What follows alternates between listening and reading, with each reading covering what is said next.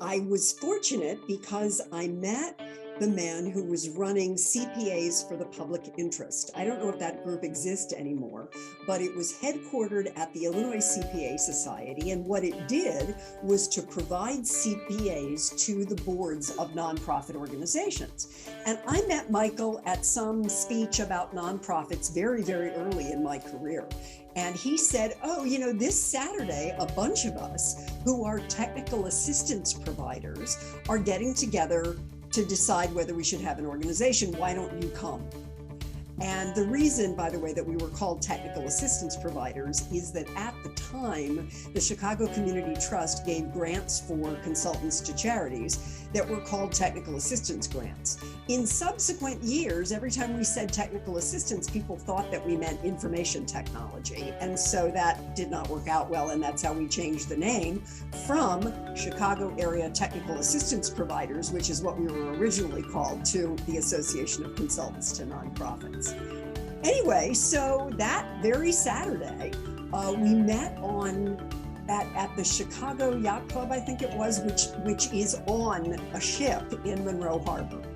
And so for years afterwards, whenever we talked about the founding of KTAP, now ACN, we would say, on the good ship Lollipop, we did blah, blah, blah, because, we spent the whole day, and then when we got off, we were all like,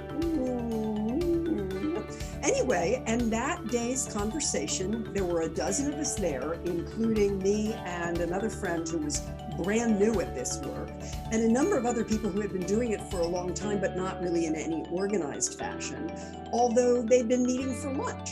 Anyway, so this was the meeting at which to decide, should there be an organization? And naturally, I spoke up, and by the end of the day, there was an organization, and I was the chair of membership.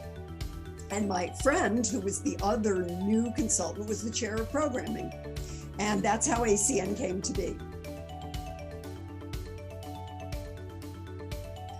Got ourselves, I think, 501c4 status because we were an association, and it started programming and what have you.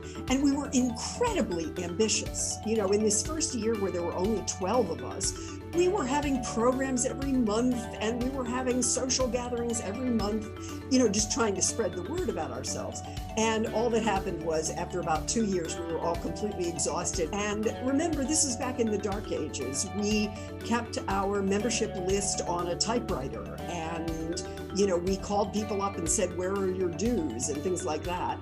And I'm not sure when, maybe 1992 or 3, I was the president of KTAP, as it then was, and we must have spent 7 meetings having a discussion about whether we should put anything about ACN onto the World Wide Web, which only some of us understood. And we were very paranoid about it because there was only one guy who could set up a website. And what if Charlie decided to leave, and blah, blah, blah.